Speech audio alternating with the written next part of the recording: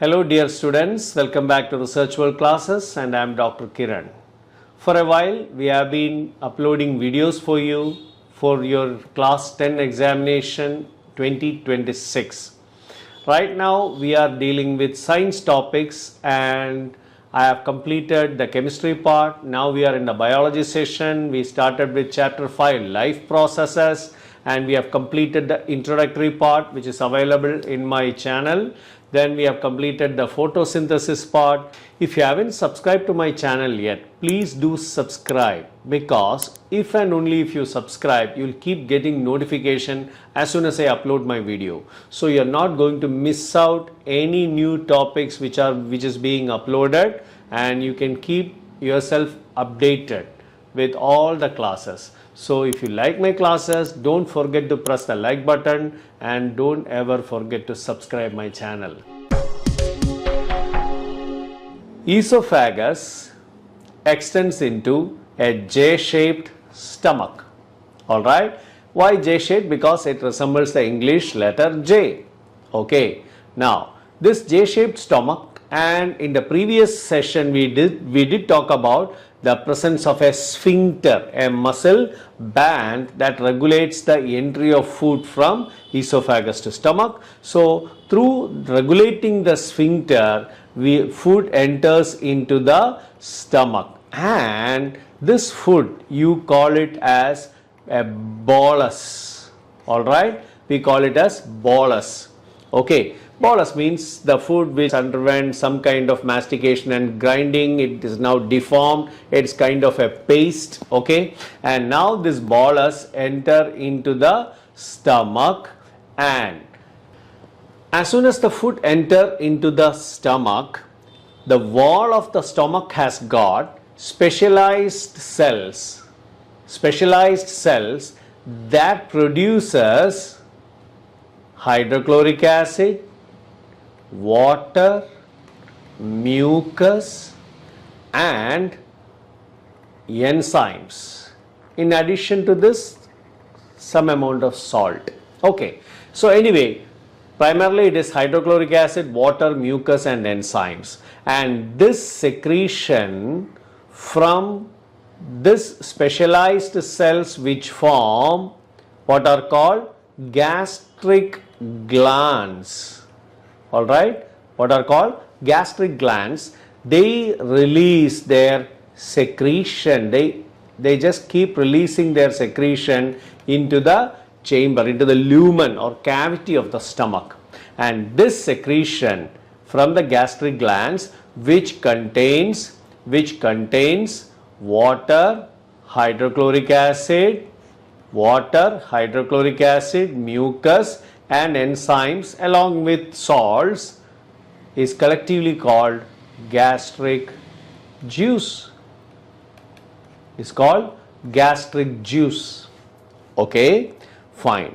So this gastric juice, when it is released into the lumen means the cavity of the stomach, you should know that hydrochloric acid has got a pH of 1 to 1.5, which is extremely low pH. That means it is very strong. The acid is quite strong and it has the capacity to burn the wall of the stomach. It can simply melt the wall of the stomach. That's the kind of pH it is. And if you are wondering about this value, significance of 1 to 1.5, strength of the acid, etc., please refer to our chemistry class videos which have already been uploaded. If you have not subscribed to my channel, please do subscribe so that you're not going to miss out any of these videos, because as soon as I upload my video, you'll get a notification. So please do subscribe. That is very important if you don't want to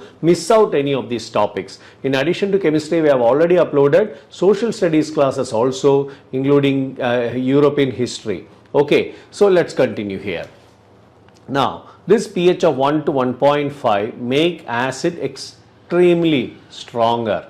Okay, now the point is why I am highlighting this, because that means the wall of the stomach itself should be burned by the acid, but that is not happening because of the mucus. Alright, we told you that mucus secretion is there in the stomach and the mucus secreted.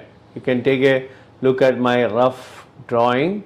Okay, so this mucus form a thick coating around the inner wall of the stomach, and this mucus coating actually protects the stomach from the attack of the hydrochloric acid which is produced by the stomach or the walls of the stomach itself. Okay, so now we have got the mucus lining, and HCl will not be able to burn the walls of the stomach, and you are safe. Coming back to enzymes.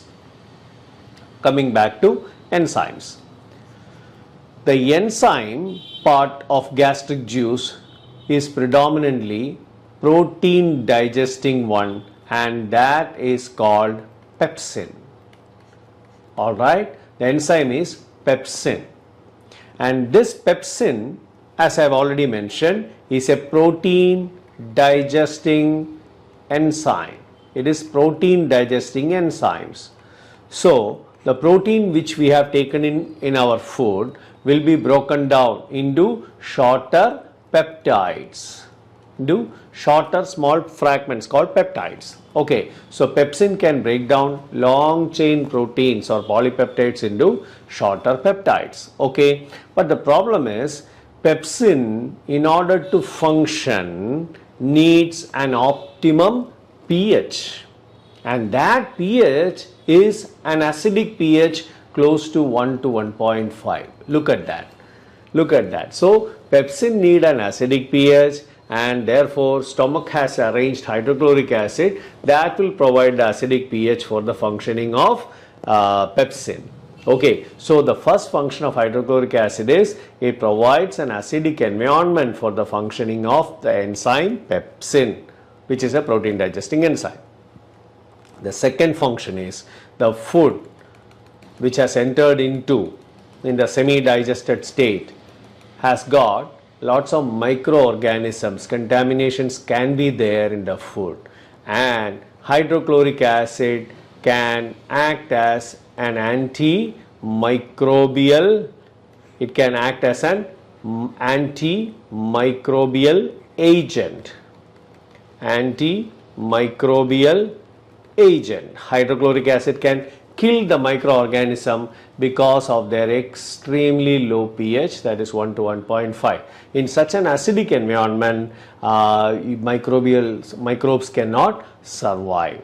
So antimicrobial activity of hydrochloric acid, point number 1. Second function is it provides an optimum pH for pepsin, the protein digesting enzyme. So mucus protects the wall of the stomach.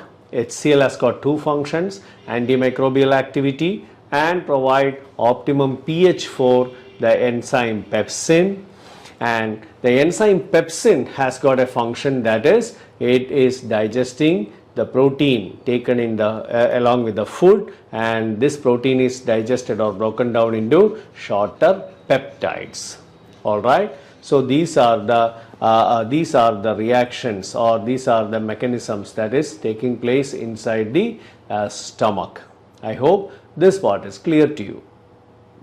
So the key points are: gastric juice. Gastric juice contains water, hydrochloric acid, mucus, some amount of salt, and the most important, the enzyme pepsin. Gastric glands produce gastric juice, and gastric juice has got hydrochloric acid, two functions. What are they? Antimicrobial activity. Second, it provides optimum pH for the functioning of the enzyme pepsin.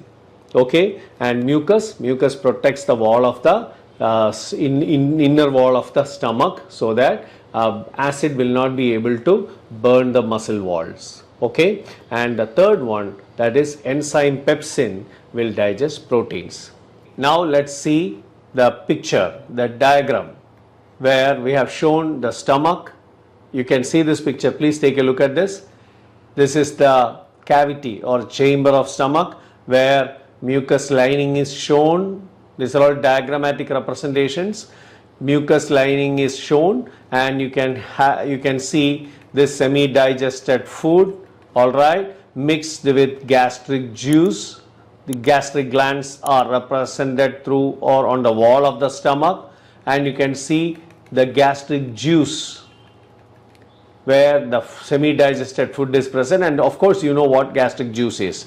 Now the most interesting part is, like the way you had peristalsis in esophagus, stomach also has got contraction. This rhythmic contraction on the wall of the stomach push the food down, the chyme. Okay, now that after digestion in the stomach, the food has almost become a watery fluid, and that is called the chyme. The word is chyme, chyme. So in the esophagus and while entering stomach, it was bolus.